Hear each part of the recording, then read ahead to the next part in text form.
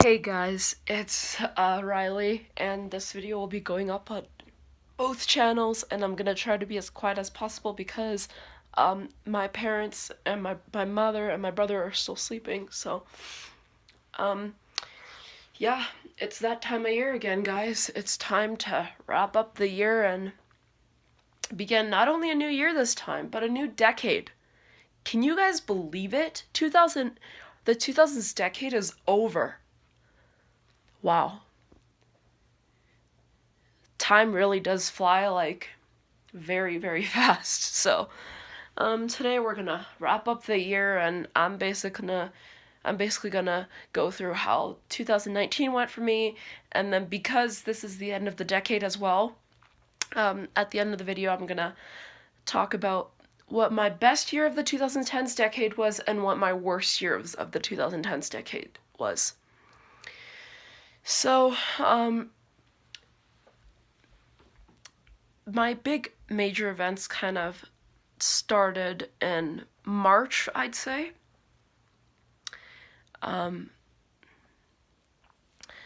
This year was kind of that year where I started to gain kind of like the international friends and feeling a little bit more motivation to learn the language. So around the spring break, I've been looking for, I've been kind of getting into the Dutch language around that time. And around spring of this year, and I kind of, how do I phrase this? I was kind of, I was really, I remember being really desperate for partners, and being able to make friends that are Dutch. And, well, that can speak Dutch at least. And so my first ever partner was a Belgian woman that I will not mention her name, but she was probably one of my best partners to begin with because, she would make me repeat a lot of things, and she would allow me to go over all the vocabulary that I learned, and so she was a really good partner. And I started talking to her, I think around February or something. I can't exactly remember when I started talking to her, but and then around that time I had heard about this app called Hello Talk. Well, I heard about it before, but I didn't think much of it until I kind of got into Norwegian, and oh, now people are getting up. Okay. I kind of got into Norwegian, and I was just watching a bunch of videos, and I was just watching a bunch of videos, and the Norwegian teacher that was doing the video, she mentioned an app called Hello Talk, which I had heard about, but I didn't think much of it until she mentioned it, and that's when I was like, I should get this app, because I've never used it. I've heard of it, but I've never used it, and so I got the app, and I think one of my first partners was a girl named Abigail. One of my first partners for Dutch was a girl named Abigail. And I didn't really, around March, when spring break had happened, I didn't really get much into the Norwegian language. I was kind of just focusing more on my Dutch studies. And then around the second semester, I had also started Spanish. So I was already learning two languages at once, so I didn't want to start Norwegian just yet, but I was doing Dutch outside of school and Spanish in school, so I had been studying Spanish around the second semester, because second semester had began around February of this year. And so around that time frame when I was beginning Spanish, spring break was happening and stuff like that, I kind of got into the Norwegian language, but I didn't fully show that much interest in it, but I was interested in learning it at some point. I just didn't know when. And then nothing too bad happened in April, and then May came along, and I remember there was a girl in my Spanish class who was from the Czech Republic, and her name was Ida, and who I long lost contact with. But her and Ida, me and Ida, I had been hanging out with her friend group at that time, so that was her, me, her, and two other girls. And just, I haven't met anyone who was Czech, so like for me, you know, it was very interesting. Like, she was a very nice and sweet person, so I kind of got interested in the Czech language around May. So I tried, I kind of did a trial of the Czech language, and I watched a few videos and I took a few lessons and stuff. And then when I lost contact with her, I kind of gave up on the language because I only wanted to learn it because, well, there wasn't a specific reason that I wanted to learn Czech. It was mainly because of her, which was not the best reason, I will admit. And also the language itself is pretty difficult, so I was kind of struggling to start with. So I'm like, no, I'm not into this. And then around that time, I kind of got more interested to Norwegian. And, you know, I was just looking up nursery rhymes and stuff, and the first Norwegian children's music channel that I came across is a channel called Norske Barnesanger. They were, they're actually one of the best channels. I should probably link it in the description. Comment down below if you want me to link it in the description. But I've been watching their channel for a while, and then that kind of made me fall in love with the language, because, you know, it's an endangered language, and I'm more into languages that are not commonly popular, like that are not commonly spoken. So,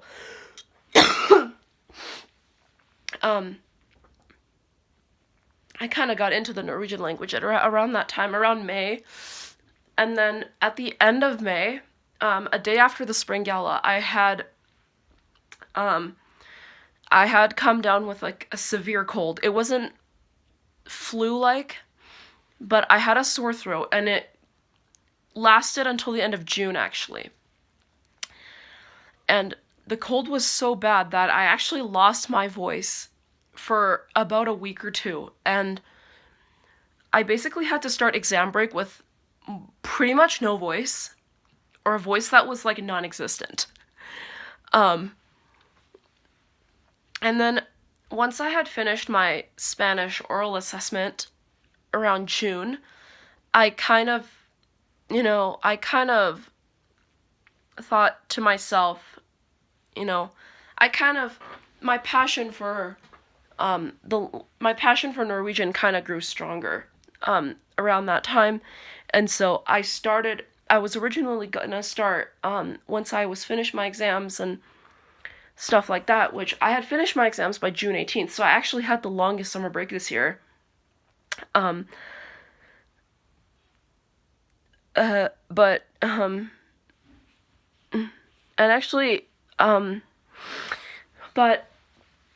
I just couldn't wait. I kind of lost my patience at that point. So I started Norwegian.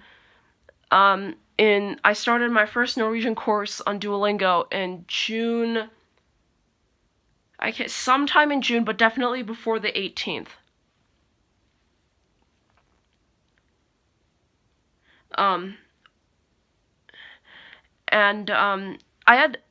hadn't been on Hello, and then I rejoined Hello Talk after a few months, and then I just came across a few partners, and then I got a VIP membership, and which that's what the $50 iTunes card that I have is for, because I had to get that for the VIP membership, because the VIP membership costs more than the maximum amount of iTunes credit that I normally get, which is $25.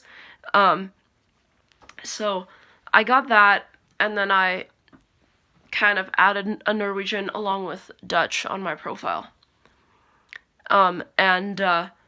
Yeah, around that time in June, I kind of stopped learning Czech because, you know, it was just really difficult. I was struggling from the start, so, and I had lost contact with Ida at July 1st, so So, and then my first partner for Norwegian was a girl named Helly, spelled Helle. And while I was kind of studying the language and learning the language, I kind of fell into the language. And I made a lot of friends over the years. I made a lot of friends on HelloTalk, and some of them I still remember.